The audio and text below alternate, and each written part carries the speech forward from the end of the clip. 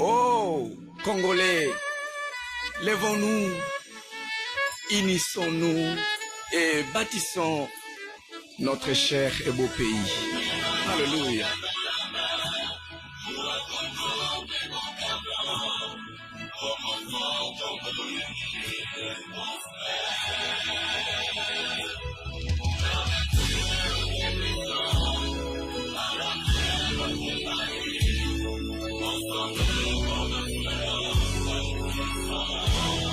Ezali mokolo kitoko mingi balingami bazali kolanda les Congolais et les diaspora. Topesi bino mbote mingi na tonga lelo. Merci mingi koyamba biso na bandeko na bino. Lelo toyeli biso na message kitoko mingi faut to partager sur l'unité. Au moins l'unité eza force. Unité esalaka bato bakende liboso. Esalaka bato batonga mboka. Esalaka bato mosusu ya libanda barespecte bino ntango bazomona ke kozala na kati na unité. Alors naza na babien-aimé balingami toza na révérend évêque Moïse et puis toza na papa Emery sikoyo na makambo tosala lelo tozwi pe passage moko biblique toujours toza bato ya bible. Alors likambo nyonso elingi koloba il faut totia yango na kati na liloba na nzambe. Lelo tozwi passage na kati ya mokanda ya Genèse chapitre 11 kobanda verset 1. Nous avons parlé sur la tour de Babel, le Biboye. Toute la terre avait une seule langue et les mêmes mots. Comme ils étaient partis de l'Orient, et ils trouvèrent une plaine au pays de Shinéar et ils y habitèrent. Ils se dirent l'un à l'autre, allons, faisons des briques et cuisons-les au feu. Et la brique leur servit de pierre, et le bitume leur servit de ciment. Ils dirent encore, allons, bâtissons, nous une ville et une tour dont le sommet touche au ciel, et faisons-nous un nom, afin que nous ne soyons pas dispersés sur la face de toute la terre. L'Éternel descendit pour voir la ville et la tour que bâtissaient les fils des hommes. Et l'Éternel dit, voici, ils forment un seul peuple et ont tous une même langue, et c'est là ce qu'ils ont entrepris. Maintenant, rien ne les empêcherait de faire tout ce qu'ils auraient projeté. Allons, descendons, et là, confondons leur langage, afin qu'ils n'entendent plus la langue les uns des autres, et l'Éternel les dispersa loin de la face de la terre, de toute la terre, et ils cessèrent de bâtir la ville. Alors, vous avez le passage qui toque au mingi, sur ce passage, tu as parlé total de la unité, bolingo, unité. Alors, surtout lui, unité, tu causes la unité de sans bolingo. Alors, surtout lui, ma unité, il faut tout le temps bolingo.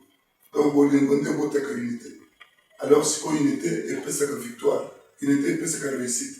Unité, c'est la voie, tu ne pas pas respecter bien. Alors, on dit que tout ça, on a un gâteau, tel à l'élo. Alors, ce qu'on nous a mis dans la kibato. Nous avons en tant que mokeli, il y a mon poisson, tel à mon tour, il y a qui n'a ligne naïe. ABC gouvernement na habita la bato bazana langue moko o bango bazoloba lokota moko bazosolola kala siko makambo bango baza kosala et puis nzambe ayebi potentialité ozali kati na moto alobi ke bato so bafandi kati na bomoko eloko moko te ekoresiste bato eloko moko te koza difficile donc nyonso bakoresiste mpona kosala bakosala yango. Donc Nzambe a dit que nous avons la potentialité à ça dans makuki et aussi dans makambo minene Nzambe moko ayi. Mais Nzambe a dit que tikato semer confusion ba yokana lisute. Posu ba yokana te ba kotonga te. So ba yokana te ba ko avancer te.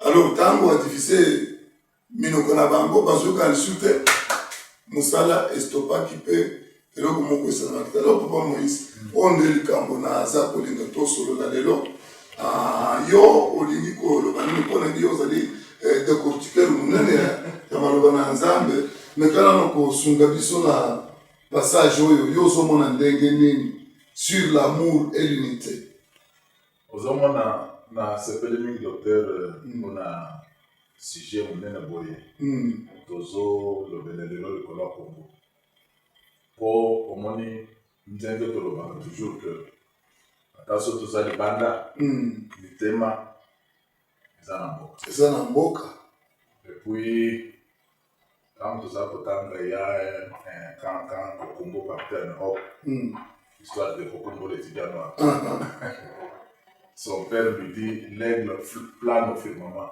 mais sa carcasse se trouve dans nos bords kolobata sokoke wapi okozonga kaka eloko ozomona motuya ya sujet oyo ezali ke nzambe mokeli abangi unité ya bato oyo parce qu'omoni dans le contexte de la Bible baza kosala unité contre la volonté de Dieu. C'est ça.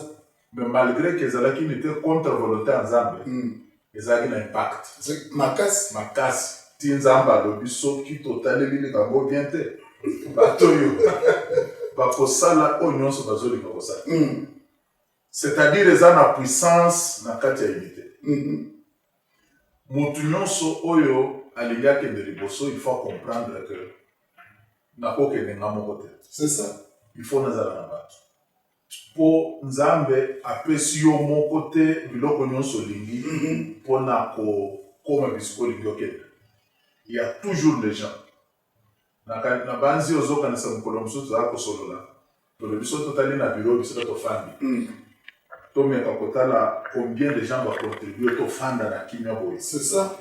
Tokobandela na bato oyo batongi ndako oyo bato oyo basali bakiti oyo bamatière première bisika euti bato baza na bakamera donc il faut tozala na harmonie na bato nyonso C'est ça. mpo lelo tosala oyo tozosala donc ezosala que soki d'abord mutu akomi na bisika comprendre vérité oyo mpo vérité liloba na nzambe vous savez quelque chose avec la parole de Dieu c'est que ezosala mpo na bayebandimi ye na bayebandimi ye Bible ezali un livre oyo ezali donc fondamental ezali fondation ya vie baconstitution nyonso ya monde eza construit sur la Bible.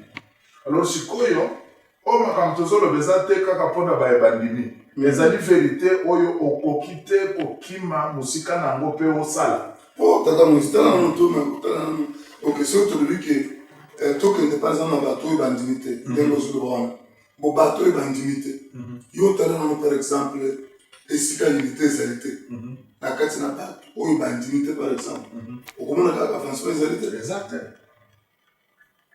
tokomata exemple par exemple lokola Somalie tala unité eza moko wana ekufi boyokani eza te gouvernement eza te donc bitumba chaque jour babome ezolela par-ci par-là donc bazotonga te avancement ezali et pourtant baza kaka bango moko tribu moko mais bazangi koyoka donc impact ya unité oyo tozoloba eza likambo historien nyonso so kaka afandi atali azomona motuye ya likambo oyo tozoloba que lokola bana ya Congo ata tozala na idéologie na connaissance ya ndenge nini parce que nous avons déjà bien beaucoup étudié toza na bato bazoloba français ya niveau nyonso lokola de perroquet toza na bato oyo batangi connaissance nyonso des professeurs dans le monde mais impact ya connaissance wana ekomonana te soki tozotravaille na haine na division parce que même Dieu espère que biso totambola na unité tala eza na verset moko wana Jean 17 verset 21 Yesu azobondela mpona bandimi azoloba boye alobi afin que tous soient un comme toi Père tu es en moi et comme moi je suis en toi c'est-à-dire Yesu azoloba soki bango basali lokola biso tozali bakozala na impact oyo toza nango. Wow, that's powerful. Azolinga monde bandimi na ye bakoma lokola ye na papa ne bazali.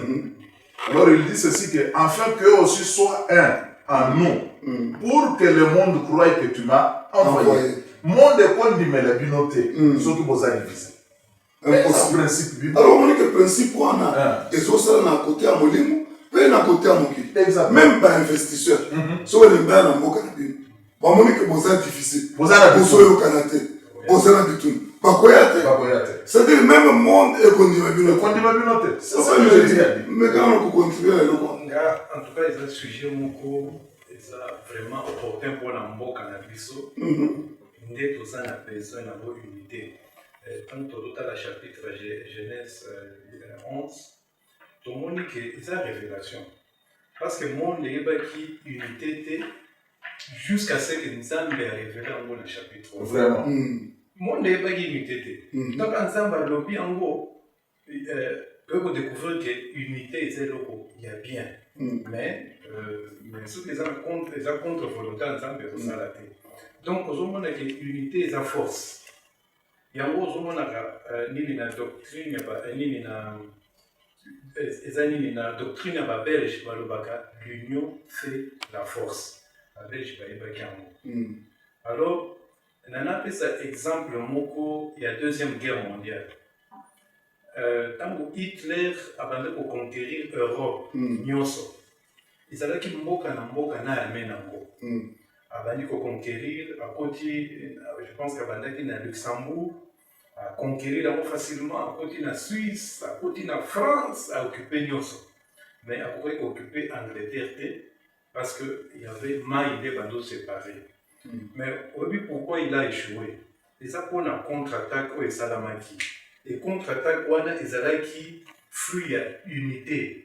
Amérique, il y a une force nango, Canada, il y a une force. Les Français bakimaki France pendant une conquête il y a Allemagne bakenda pour rejoindre la force union wana na Angleterre. Si ko ta la force wana bakomaki nango Canada, Angleterre, France na ba force union c'est qui les États-Unis et Côti et s'est préparé très bien. Alors tant que ça qui contre-attaque en 1945 Hitler a quitté. Que on perd. D'ailleurs, tu as négligé qui force ou tout ça, et ça fruit, il y a unité. Tant que sangani, et c'est là où on très dangereux. Alors, pour la mboka na biso, nous avons de la unité en Bosiko. Nous avons une unité wana et pour produire bloc bien pour la mboka na biso. Et puis, on est ici pour le papa Bassal Nanzan. Au moins, tant sur le camp de l'unité wana, ce qu'on a bien situation en Congo. Okomona ki unité ezate pourquoi o batu baza selfish batu baza ba égoïste omona soki tozaka kengo soki na vie osolo baka ngai donc bokini pas dans par exemple biso na étranger awa malgré so na étranger to sala msalawa to tongi mo ba biloko ba église ba école biloko na tutongi pour aider mboka pour l'avancement de la communauté c'est que tu fais somona siko bon soki tozaka ke yo moto omelinga yo moko makambo nyonso ezalaka yo otalaka position na yo otalaka libumu na yo otalaka kandako na yo toza kokanisa te na kofungola vision koma monene totala mboka na monene na yango vraiment unité ekozala forme de soki nazolinga kotala Congo na microscope malamu nayebi te soki nakozala naza na raison na likambo oyo ezali na forme moko ya unité nazomona na mboka sur notre situation politique unité ya koboma mboka. Les gens sont faciles ya se réunir autour d'un destructeur que basangana autour ya raison oyo ekotonga mboka. Ozomona na ntango Mobutu tozali na bato oyo basimbi papa wana ti bazomona Kongo ezokufa tokomi te na babie ya 1 million batelemi kaka na ye bazoloba yonde bazoyembela ye bazoyembela balobi yonde mboka ezoke balabala ezokufa bapoint kata bahôpital bakompani ezoka. mais tout le monde baza kaka wana il fallait bato babima libanda mpo na koya kobengana ye mpo bao bazali na mboka ne comprenne rien balokola baaveugle opposition ezala kobundisa nde bazofinga chaque jour tika naloba nano bandeko na biso nazozongela epa na yo vraiment toloba nano boye biso bacongolais toloba nano solo problème na biso eza nini problème na biso eza nini tokamatana kaka exemple oyo papa Moïse auti kopesa wana na periode ya maréchal tomonaki bien ntango tozokola ndenge mboka ezalaki epuis ntango mboka ebandi koyeba mpe tozomona ezobeba mais il y avait bato na biso bapapa tout le monde était congolais bazobina bazoloba yo ya mokolo yo kaka yo nde maréchal yo mosu aza te mboka ezokende kokweya bazotala mais bazobina bakosoutenir donc kosoutenir nyonso wana soko nandi malamu eza kaka ke po ete ye aza na kati ya système po ete ye aliaka na kati ya système alors souci na ye mpona majorité ya bacongolais wana sandiki rien mosinotake azozwa mbongo na ye na bana nde toza sikoyo na groupe mosusu eza kobengama FCC bato wana batangi bayebi ils sont exposés au monde bayebi que dans 18 ans ils ont détruit même le peu que Mobutu a laissé. Mobutu atiki jekamine ezotambola atiki miba eza na bomoi atiki tout moi baccompagnie ezosala mais na 18 ans oyo tout est par terre ekufi bango moko bamoni mais tala ndenge baza kosignifie autour ya système oyo ebomi mboka bazokende wana bazotelema mpe ils ont même le courage de se laisser photographier bafoto wana batya yango na internet lokola bato baza mpenza kokende mpona likambo ekosunga mboka et pourtant na bamboka mosusu ça ce sont les gens brûlés omoni bandeko na biso bacongolais bino bato kosolanda biso nalingi boyoka susi o biso toza nango ntango tozoloba boye toza contre motu moko te voilà toza contre système mpe lolenge makambo ezosalema na mboka ntango tozotala unité ezali te par exemple mpo moni o makambo évêque Moïse alobi eza solo tokose réunir autour ya moto oyo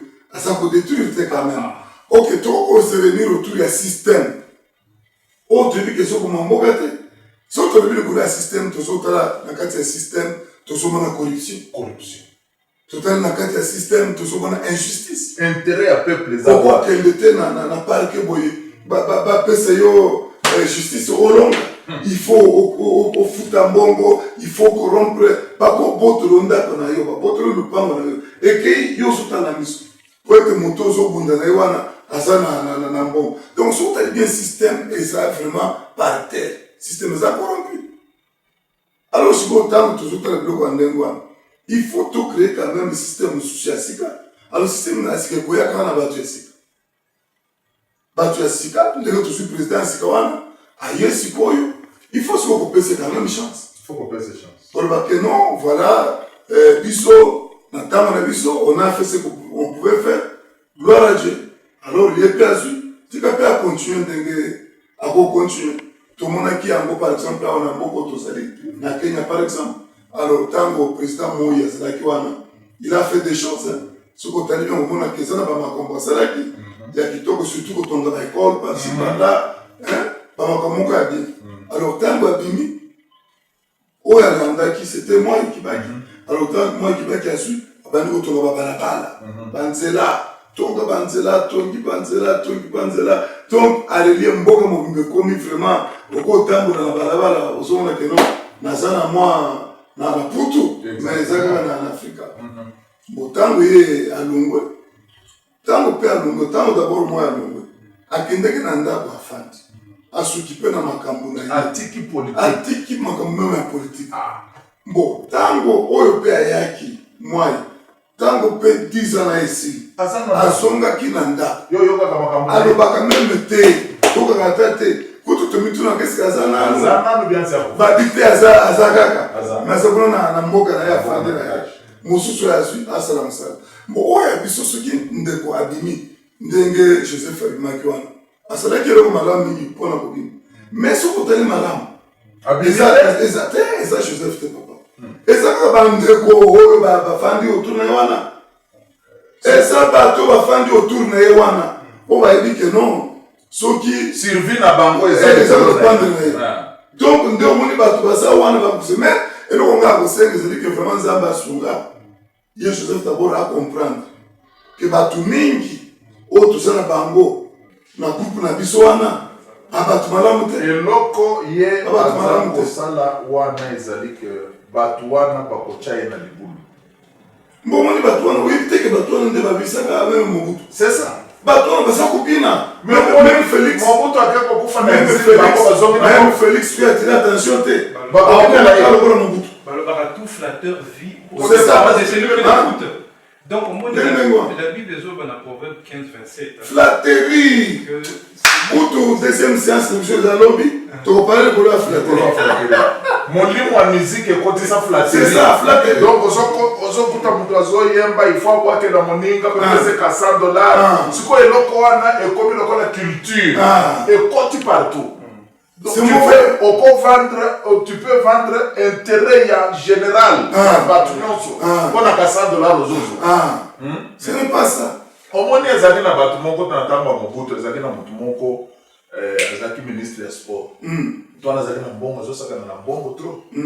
Tant que Mobutu a bimi, na kama okuta na mutu wana na goma. Azotambola na training. Na slippers.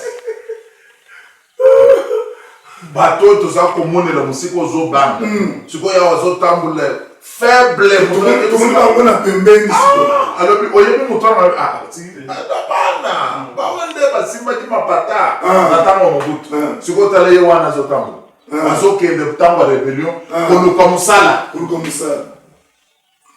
alors omoni biloko tozoloba wana eza makambo ya solo tozoloba yango lokola bandeko tozoloba yango na susi tozoloba yango na bolingo tozoloba yango na motema likunya te po biso ndenge tozafandi boye tovandaka na biso awa exactement plus de 20 ans tozalaka na biso pango te donc toza FCC te toza UDPS te toza Lamuka te toza bakongolais bapatriote alors makambo tozoloba oyo tozoloba yango na kombo ya groupement songolo te mpe tribu songolo te mpe tozoloba yango na parti politique songolo te tozoloba yango sikoyo au nom du peuple makambo oyo oki ndeko aza koloba wana tomonaki bandeko na biso oyo ya mitema mabe bakosoutenir système oyo bamoni ke système yango esi elembi 32 ans système elembi esalaka lisusu te eloko nyonso ekufa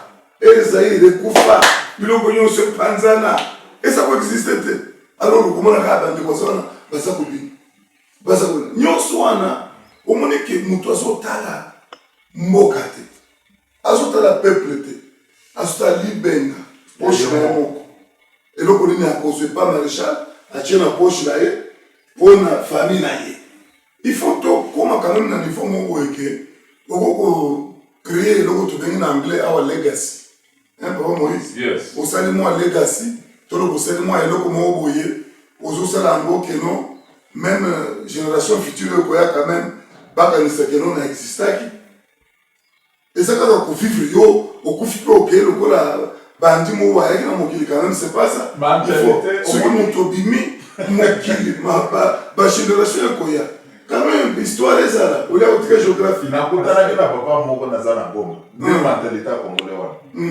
papa afandi ayebisinga omoni ntango mwana ye na mokili ayaka na biloko na ye nyonso nga mpe nayaki lokola mwana nayaki mpe na biloko na nga nyonso nga nalea yanga nyonso nasilisa mwana abanda mpe ya ye asala mpe ya ye nyonso asilisa makambo yake esala tikela mwana ezalaka te ayebiso ndenge nafandi na papa kutu nazalaka na foto nakangaki na ipo nakanisaka papa wana eza na foto wana papa alors wana nde mentalité ya congolais Mobutu qu'est-ce que Mobutu a dit après moi il y aura quoi déluge wana za président solo alobaki yango alobi ngai soki na bimia wa dirige kokota na mboka dirige alors il a tout fait pour na dirige kota dirige il a tout fait bato baza bato na yo tokendaki na conférence nationale na nzela wana soki akandimaka oke moto oyo azwi premier ministre kama mboka tolingaki tolekela nango tolingaki toyeba kabila te tolingaki toyeba mobulu ya baafdele na biloko elingaki yebana te mais il a fait par force kokotisa biso na delige oyo alingaki wana mpona koaccomplir prophétie na ye sikoyo eza mpe na bato oyo bakanisaki ke soki joseph abimi kongo esili ils sont en train de faire tous leurs efforts mpona kokokisa prophétie wana unité dans le mal eloko nga naza kolinga papa moïse ezali ke bakongoli fo bacomprendre ke ntango tozosala politike yango ezali kaka mpona joseph te eza mpona félix te eza mpona c'est pour le peuple. C'est pour le peuple. C'est la gestion de la pays. Alors il faut quand même tout le monde la vision où il y a mukewana. Il y a côté la kaka batu au bazar wana. Mais tout le monde se côté est-ce que mboka. Donc on a tant de choses sur le siko boy. Sur côté les makambo sur celle makuna na nini na est ya Congo. Au a la personne qui fait la maladie Ebola. Au comment ba mi sur côté kuna kuiba bangombe. Bato ba rébellion bazokota kuna kubuma bato so ba maimai soki banani et tout ça nazo quand même que ça soki bato kota Soudan non ndengwana bazokota kubuma bato alors moni ki période ya boye ezaki période te que ba politicien ba banda tractation ko benda na oh biso ko bese biso seni bese biso soki nini sénat bese biso ici c'est pas ça oh ezalaki tant que dialogue national les autour ya kobundisa Ebola peut pour sécuriser est c'est ça mais sikoyo na kana biso dialogue eza autour ya ngai na zuwa nini ozwa yango pourquoi 18 ans ozaki na pouvoir ozaki na biloko na mboko sali nango nini le problème peut ezali omoni la plupart ya bato wana baza sikoyo oyo bazolinga kotika na pouvoir ezalaki parmi bapremier universitaire ya Congo. Donc, le premier élément est pour à l'université, c'est Bango. Alors, le maréchal, tant que a joué pouvoir, à 100 qui va dans ça, il a joué à l'université, on a Banamoko, à Bandi na Bango. Mais c'est quoi, Tala, Moutouana, à qui stage au salon à Prototé, après l'université, à qui Tala, l'indemnité Bango, comme ce que ça, avec Babindele, à joué Banamoko.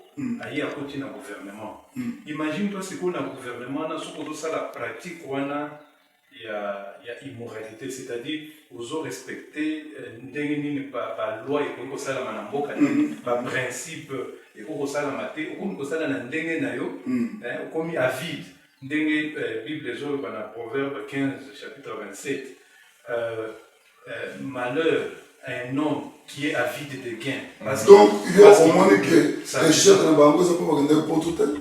Le problème est que dans le livre, il y a Kwame Nkrumah.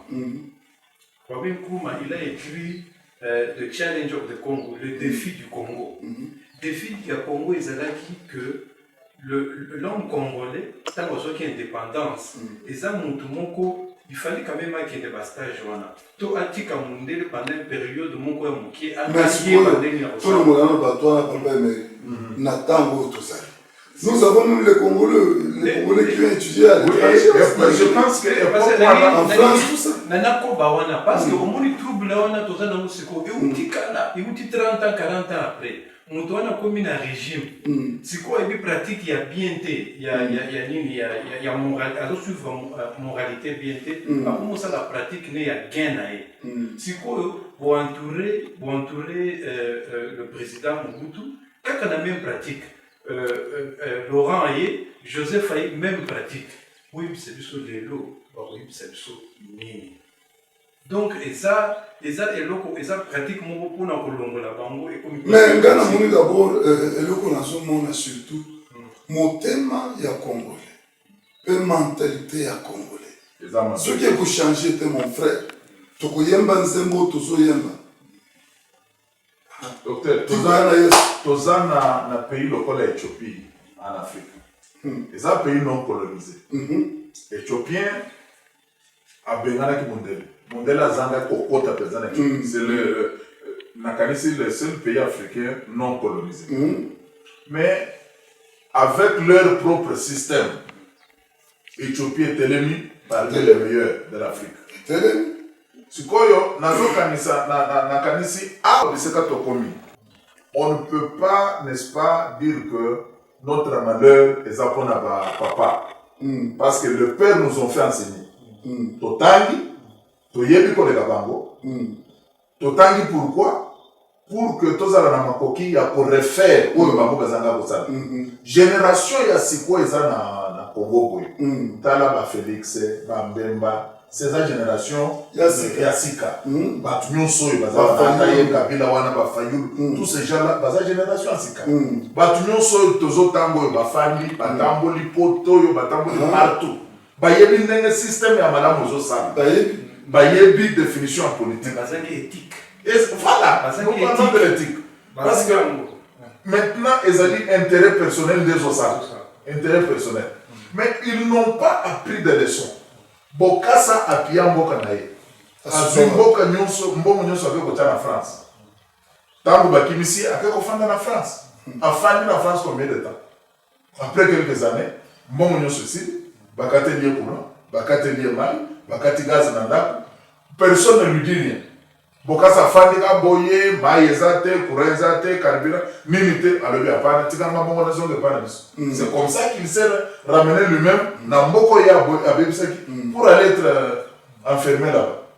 Alors, Soko Tombi, Obomisaka Mboko na Tala na Mboko, ba président Kala Bazo, Bazao, Bazali, Bakokufa na Kimia, ba enterré bango na respect nyonso, biloko na bango etikali.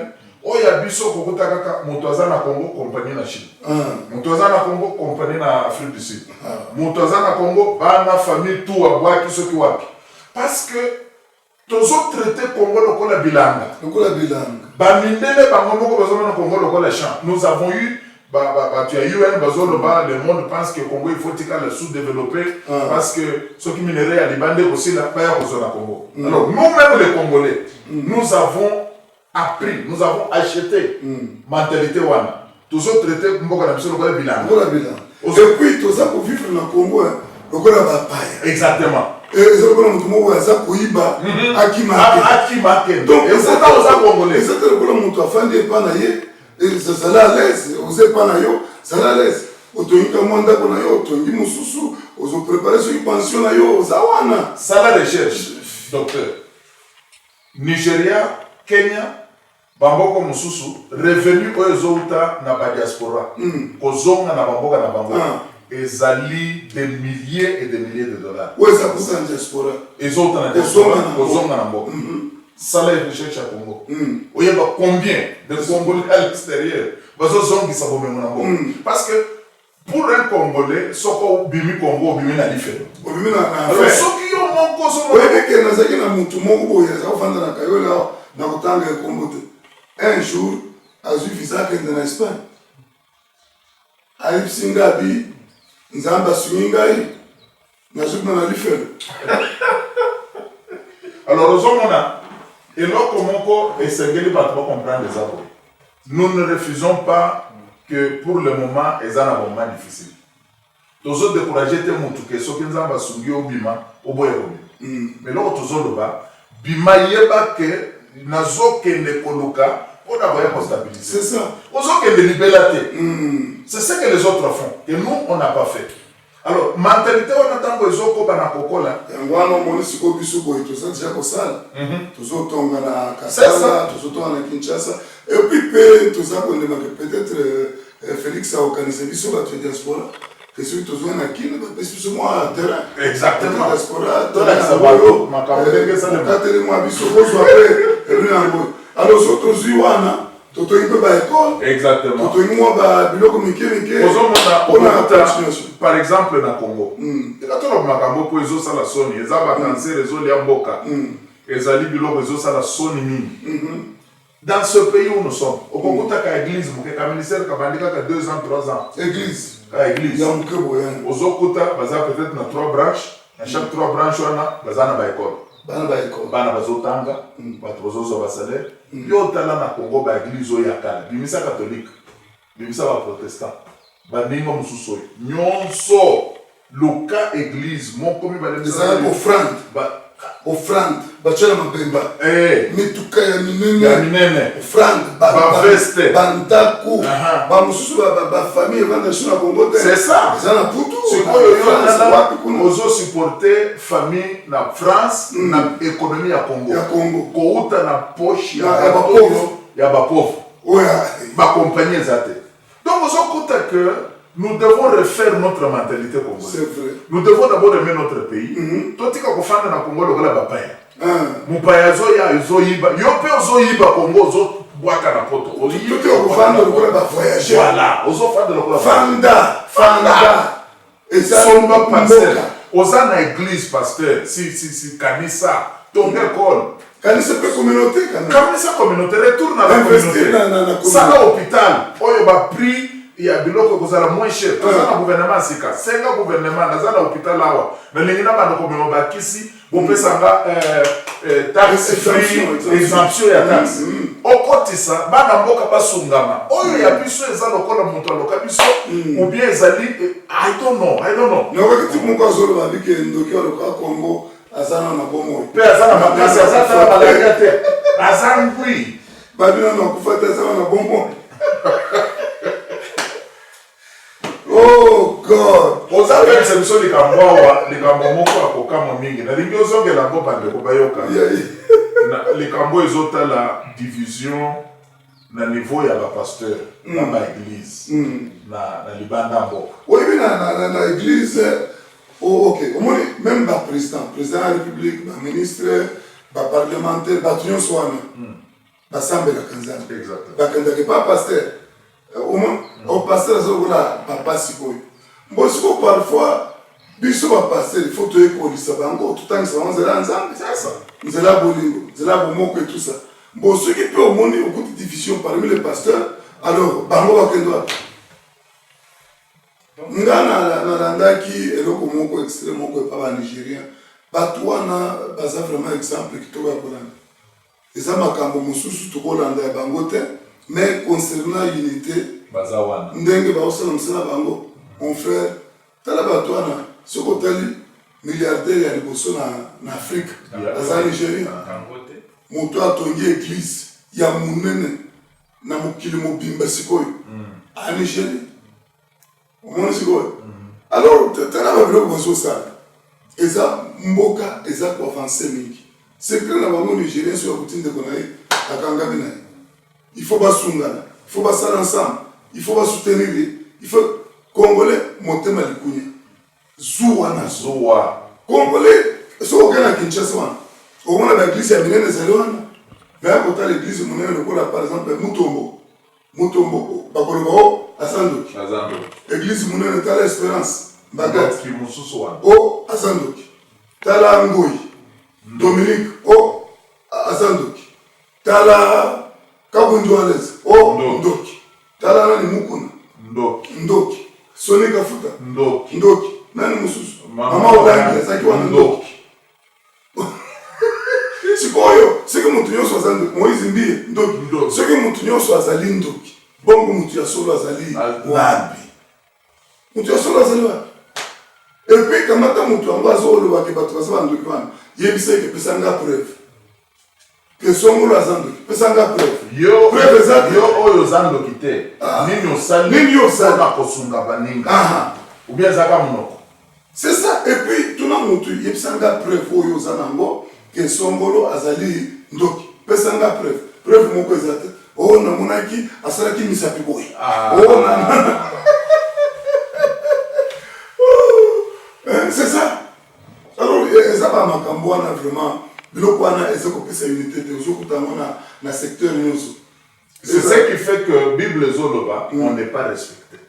Parce que la Bible dit, afin que le monde croie, monde est condamné mais la binoté dans la division. Et condamné. C'est quoi que bateau bazaba médiocre. Bazaba tout voyou. Bazo comprendre te bazaba nani. Ba éviter le bazo sale. Donc tout ça saboter le mouki. Le qui union est sa force. Maintenant c'est quoi autant vous a divisé. C'est pour ça qu'il diminue force. Force est diminuée. Banguna paye. Ya rakoti. Force ya. Tant bazoya bazokota wana bapanzi bino. Donc, c'est pour l'État au téléma, au tala de konayo pour monique. Au téléma ndeni pote de konayo ndazoteka yo. Au téléma ndeni. Donc, c'est comme compliqué. Au moment de konayo souvent les gars teka c'est très facile à teka yo. A faiblesse na yo. A bien sur ça là. Donc à côté ko facile. Alors bandeko toza ko linga ko ebisa bino ba tozo landa biso ba congolais partout là où vous êtes. Toza na souci mingi pona tout le monde mboka na biso avancer. Alors tango ba publier bokonzi o tout ça na ngosi koyo bon tout le monde a dit que to anda bozonga muke na mboka to kusala kwa mama mike par-ci par là. Alors ndelo ko toujours lenga ko sala ya mwana pe tout ce que bandi ko sala ngo malembe na mwana encore. Alors lelo to sengi eza bomoko lelo to sengi eza bolingo bomoko tikete ezala to sala pona intérêt ya mboka to sala pona intérêt ya peuple to sala kaka te pona ke ngabo kopesa ngani ngabo kufuta ngai nini ngasa leli nini ngana kozuta ozoteka mboka pona poche na yo moko mieux vaut to comme na niveau moko biso ba congolais que occupé pour souffrir o kama tu peux quand même ba décision moko ya makasi o lebia loko boye na ko compromettre te na kosa na ngote pona bolamu ya mboka eloko boye na ko ndima te tikana lia matembele mboka etelema. C'est ça. Alors tu vois ça la peine de moi. Surtout les Kosalango. Moi ici na tous en lobano lingoloba. La bande kolelo pour na unité ya congolais. Lelo na lingina na senga ba congolais nyonso sika bozali. Totika mitema mabe. Tema mabe eleki na congolais. Na ezo fragiliser biso. Ozo kuta batu mutu na mutu akangami na kwe na ye. Mutu na mutu azotala kaka intérêt na ye. Ezosala ke ata koyamba ndeko na ye ekomi mwa pasi po oyebi te mbeli ya kochubelo wapi. Oyebi te? Yo ozoyamba mutu na motema malamu me ya ye na mbeli na ya bomba azoluka mutu akosalela mabe. Alors c'est demande na biso prière na biso lelo ezali tomitala d'abord biso moko totika kolobo moni étranger hier Rwanda sali Uganda sali fulani asali yo moko d'abord motema na yo est-ce que oko cha intérêt no pembeni po omona que Congo totelemi d'abord toza eloko moko tozo avancer pe mboka na biso ezo changer po changement wana ezali d'abord biso na biso to lingana biso na biso to songana biso na biso to tika makambo ya intérêt personnel oyo etondi makasi to tika ko chaveler na bamboka mususu au détriment ya mboka na biso eza na mama moko tangu Kabila permettre élection salema azaki na ndako na baninga tango yoki ke Kabila ya za ko bonde na nzambe élection salema te mobule koba po bakende lokola ba réfugié siko tango ayo comprendre que élection zo salema abandiolela maya miso zo tanga le nzambe tika Congo kufa biso tokende poto eze pa bato eza na biloko bato a poto bako permettre te yo osala lokola étranger oyo yo moko kosala na mboka na yo c'est très important to banda komona valeur wana to bongisa mitema na biso biso bato za libanda to kanisa teke to bimili felo Congo ezali felo te eza na bato bozo ta monde kosala mbongo ebele na Congo. C'est ça. Il y a beaucoup de gens. Le monde voit le Congo comme un grand marché. C'est pourquoi je suis bateau douane. Mais biso tozo mona marché wana te tozo kima ko kende pa bateau yo. Il n'y a rien. Il n'y a rien. Quand nous sommes ça au combat. Exactement. Il se ressource chez nous. Alors pour ce faire, nous devons ko sala unité wana ko telema elongo pe ko soutenir mboka na biso tout un chacun de nous pour sa part na lolenga no ya muke. Okutali na ndeko no congolais lingai d'abord. Soko za na secret biseka ko telema sunga ya telema. Comme ça, biso nyonso to telema tozana makoki, nous pouvons aider les autres. Congo est telema. Ko la pambo la vie. Ngana lo baké. Unité est un avantage mingi pour les cas division. Na popé cet exemple moko soki neti nzamba matisi na vie. Au mati comme na ba moyen aux a de colo et donc le bonsoir au sala et ça va comita la té tala na kati ya famille mutu nini okosunga ye mpe amata neti yo ata soki akomi na niveau na yo te me amata mwa moke soki baza mingi omatisi mpe bango parce que oyebi liboso ndenge eza te omoni lelo okozala omati boye okwei me oyo osungaki wana 3 ou 4 osungaki nde bakokomatisa lisusu donc ngai nalobi unité eza na avantage mingi tolanda nde unité parce que division to expérimenté yango omoni depuis 1960 omoni division mpe ezomemaki soti lelo est ce que tokokomeka te expérience ya unité mpe parce que unité eza eloko lokola bouti koyoka epa bandeko mokanda oyo totangi ya Genèse chapitre 11 eza makambo ya bokamwa ozoyoka bato yango bazoloba ils se dirent l'un à l'autre allons faisons des briques faisons-nous un nom you know? Donc faisons-nous un nom tobisala kombo tobipesa kombo tozala kombo munene alors kombo munene okozwa yango te dans la division voilà kombo munene tokozwa yango kaka dans l'unité eza na kati na unité nde bato basalaka kombo tala tozoyoka yango États-Unis d'Amérique na kati na unité wana baza kombo voilà bato bazobanga bango bato bazorespecte bango c'est dans l'unité ozakoka tozoloba awa United Kingdom eza unité nde baza kombo donc esika nyonso bato baza divisé okomona ke baza rien baake nulle part omoni lelo chine asi akomi makasi mais malgré cela azokende koconsolider unité na ba Hong Kong azokamata yango il faut koyeba ke bozali awa azolandela mpe Taiwan il faut koyeba ke non unité wana azoluka eza makasi nde bazoluka alors na kati na division tokokozwa kombo monene te tokozwa kombo oyo bato bakorespecte te na kati ya division bato bakomona biso toza babolole bakomona toza na mayele te bakomona toza bato toyebi te eloko nini tozosala bakomona toza bato tozalaka na plan mpe te alors sikoyo bakoprofite na kati na division na biso wana lokola bamoni toza babolole bakomona nde koprofite kokota na mboka kosala bamakambo balingi mpe kobima kokota ntango balingi kobima ntango balingi et tout ça alors congolais akobanda kozonga nsima alors eza mpe na eloko moko ezali très important oyo tolobaki awa nzambe alobi voici il forme un seul peuple wana eza eloko ya liboso ya mibale nzambe alobi ils ont tous une même langue ya misato nzambe alobi voilà ce qu'ils ont entrepris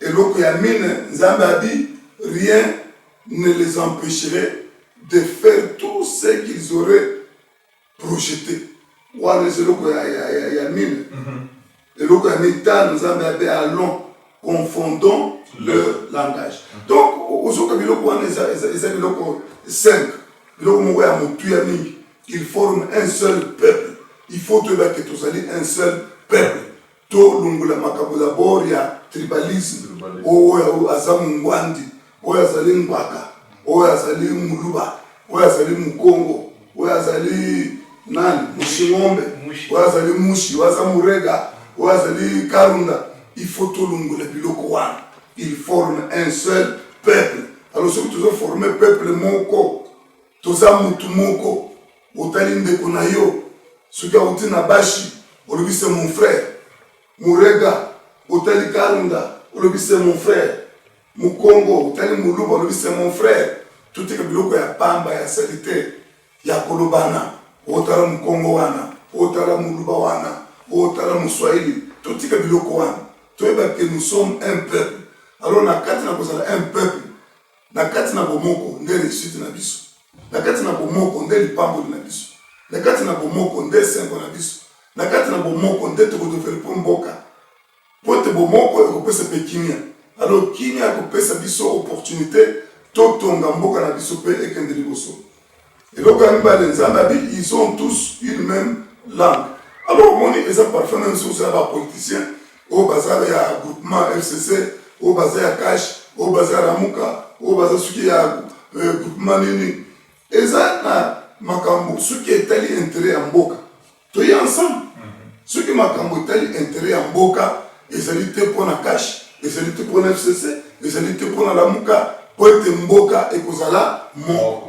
Oyo ba groupement to sali à ba groupement politique. To sali à groupement de division, to sali à groupement ba idéologie. Alors ba idéologie ni oso na cause de keseni na kati na philosophie na biso ko sala makambo. To cause na philosophie keseni, mais philosophie ni oso wana il faut tourner autour ya peuple, autour ya mboka, autour ya bonheur, autour ya bien-être ya mboka Congo. Alors cette philosophie to kotonga, donc ça prend que détruire mboka. C'est pourquoi ils ont tous une même lame. Alors quand il s'agit de Mboka, tu es ensemble. Quand il s'agit de Mboka, tu as pas orgueil, tu as touché pembeni. Quand il s'agit de Mboka, tu as dit, oh l'olendo na biso na touché pembeni. Tu es ensemble tout ton Mboka. Tu as dit ba idée, oh tout ça na Mboka intellectuel, tu na Congo, tu es ensemble pour notre Mboka. Et donc comme ça voilà ce qu'ils ont entrepris. Tout le bateau là, vous allez tout. Pas entreprendre quelque chose. Parce que bah tu vas beaucoup de comment pour ta projet. Exactement. Bah fan boy bah canisi. Alors bah conceive. Bah concevoir. Bah concevoir quelque chose. Alors bah hier bah nous ça là. Voilà. Tout le bah ça va tout monde bah ça pour inventer du lot. Voilà. Ma classe na bango c'est na autre bien anglais innovation. Bah pour innover, bah pour innover, bah pour créer logo, bah créer un logo. Alors ça c'est très important. Il faut se battre ya maele ba bima na Congo. Papa ndako ya maele asika. Osunga mboka. O président tout de nouveau. Président tout ça là boy. Biso ba parlementaire tout ça là boy. Biso ba sénateur tout que vraiment okoyana ba idée asika. Lokola mutu anaza ko inventer idée ba idée asika. Et loko ya mine nzambabi rien ne les empêcherait de faire tout ce qu'ils auraient projeté. Donc, et l'autre côté pour empêcher la toile. Donc, ce qui nous a des capacités, nous avons des capacités, nous avons des potentialités, nous avons des moutouazanani, nous avons des mokeli, nous avons des moutoupe kokela, nous avons des moutoupe s'épanouir, moutoupe bongise, c'est qu'il y a fandi et comment le lengue a lengue. Et nous avons moutoupe projeté à Colombe, nous avons rien ne va empêcher ce gens. Et donc, nous avons décidé pour ça, pour ça. Donc, le loyo, c'est une question à volonté. Surtout les Congo étaient les mégotés. Surtout les Congo qui ont des émotions. Et c'est un problème de la volonté. Pour nous, rien ne va empêcher ces gens de faire quoi que ce soit. Ceux qui vont décider pour ça. Donc, tout ça pour ça l'appel à les politiciens congolais que, pardon, tant que vous avez tout décidé, tout comme ta décision, madame, que tu es ensemble. Totonga mboka na biso totika makambo ezali ko kabola biso mais tomi pesa na makambo ezali ko unir biso wana nde makambo ya mutuya ba anti valeur totika pembeni makambo nyoso ebike ko swandeko ko ya na ngote tiamo pembeni makambo ebike no e ko unir biso wana nde to concentrer na eloko wana alors komona ke tokolonga totika kondima philosophie ya division. Au moment où vous allez diviser, quand vous allez confondu, vous allez musala etikaki ndako bazako tonga esuka kiwana projet esukiwana et réussite moko ezalaki te. Donc tokozwa réussite te na kati na division. Tokozwa réussite te. Donc bato oyo bakongolais oyo baza na philosophie ya division oyo biso toza bafulani toza lokola bao wana te. Congolais koyoka bato wana te. Boya bato wana basa ba ennemi ya mboka basa ba ennemi ya peuple nde bato basali ke Congo tika na misère ti esika tozali mongona loko. Alors tozosenga bomoko tosengi unité po bato baza divisé bakoko réussir te na mokili oyo nano toyoka te division eza célébré na mokili pe oyo tozocélébré toza divisé oyo te ntango boza divisé boza fort te ntango boza divisé boza faible ntango boza divisé boza moke oyebi ezalaki tosolaki na bino mokolo mosusu bato bafandaka na kamboka moko babilaisi omoni bafandaki mosika na bato mosusu badivize bafanda na ndenge na bango moko babe nosoma en sécurité. Alors mokolo baennemi bayaki motu moko ya koede bango azalaki te.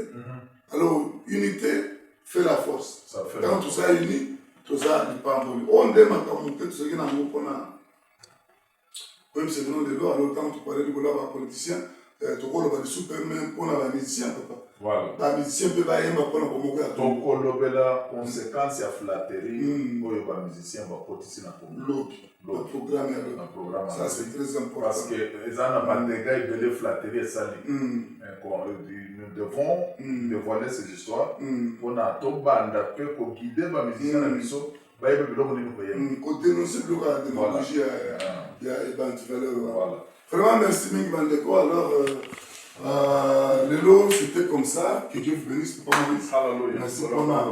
merci pour la Koya gloire à Dieu comme ça tout le monde a un programme à lobby merci mingi nzamba pambola bino ciao amen